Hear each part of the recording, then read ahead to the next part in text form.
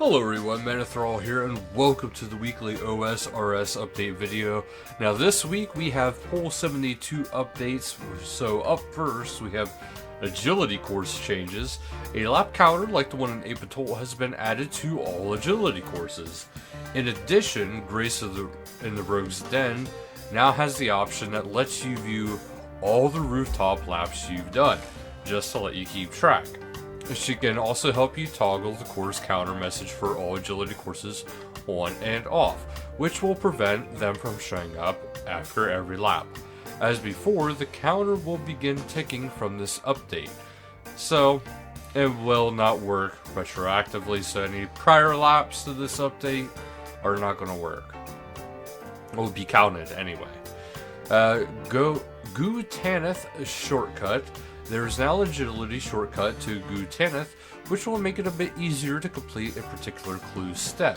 To unlock it, you'll need to have completed the Watchtower quest and have 71 agility. Coal bag. An empty coal bag can now be filled directly from the bank. Empty will remain the default option when the bag already contains coal. Seaweed spores. They can now be pickpocketed from master farmers. There's still a few more Poll 72 changes coming, but these are the ones that are currently out. The next thing is they are talking about the Revenant Caves. So I'm sure for those who are used to this, there's actually a big issue with the Revenant Cave.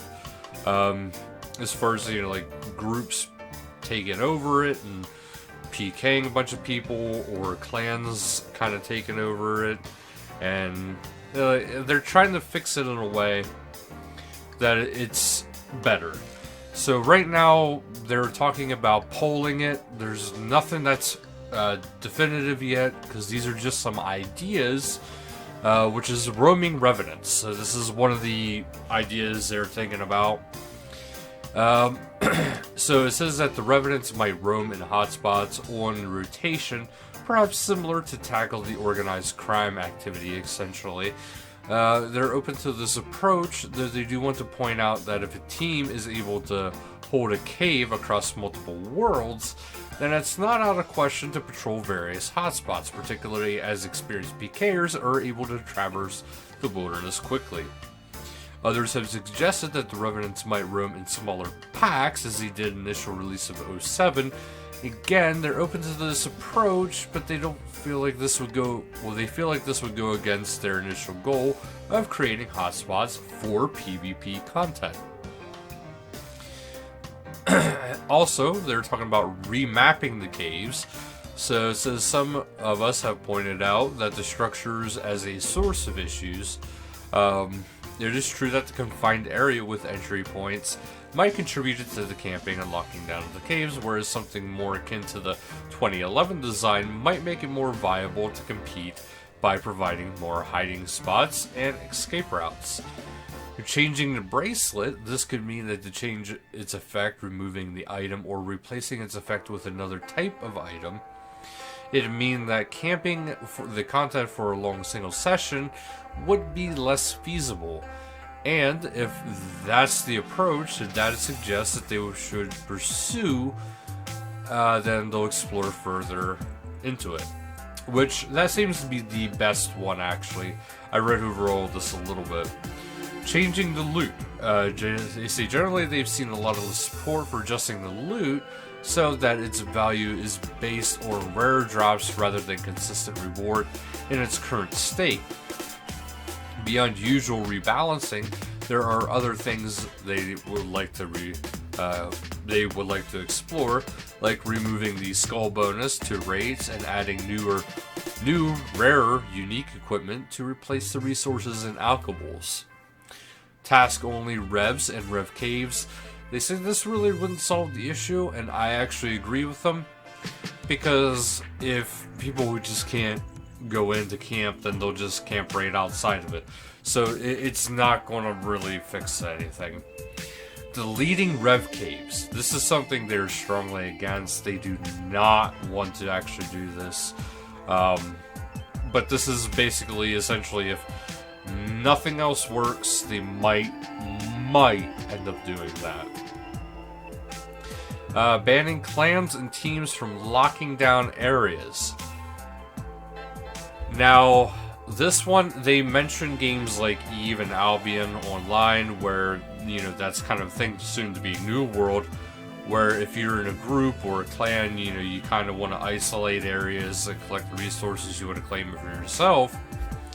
That's what those games kind of are. They're looking into if this is something that is okay with them to have. And honestly, do not ban clans and teams from locking down areas. The whole point of the hotspot is to have PvP activity, okay? So, to say, okay, the whole point of this is to have PvP activity, you have clans that are based around PvP, then you're going to have PvP stuff. The best solution to this issue is to start having more and more options out there in the in the wilderness. If there's more stuff for people to go out and do, maybe more different types of methods to PvP with, etc., it'll spread things out. Yes, there's going to still be PKers in the Revenant Caves then, but there's also going to be PKers at this spot, PKers at that spot. If you're doing PvP right, there's going to be people participating. RS3 doesn't really have a whole lot of PKing because their PKing system for that version is kind of lacking. Which, personally, I don't mind because it's Iron Man. But, you know, they're going to have to open up to open world PvP gameplay. Because this is not, by any means, you know, violating any of the rules. People are engaging legitimately. There's no rule breaking with that. So, to create a new rule to say no PvP in the zone or locking down areas with a clan, then you're going to hurt your PvP community. It's going to really piss people off. But anyway, Golden Gnomes. So as you know by now, the Golden Gnomes are going to be a little different this year. So they're not going to let social distancing stop everybody from having a good time, and the finalist announcements are no exception. The votes have been counted, and the Golden Gnomes panel will reveal the finalists and nominees during the 10th annual Golden Gnomes nomination shortlist live stream at 1600 BST on September 18th. That is this Friday. So jump to the old school Twitch, or probably even our RuneScape Twitch, and I'll have that going on for you. Prime Gaming. So Prime Gaming is back from 1700 BST to today. You'll be able to grab 7 days of membership when you link your Prime Gaming and RuneScape accounts. So do keep that in mind. In other news, the PvP World Rota has moved to Period A on the east of the Atlantic. The host for the high-risk PvP World will be World 343 Germany. On the west of the Atlantic, the host for the standard PvP World will be World 324 USA. And for the free-to-play PvP World 117 USA, the members only LMS will be World 333 UK, and the free-to-play LMS will be World 469 US. Also, Third Age sets have now been split in the player and house costume room. Lovakenji Bank is no longer missing blocking. The fragment in the Saren cutscene replay option now works as intended.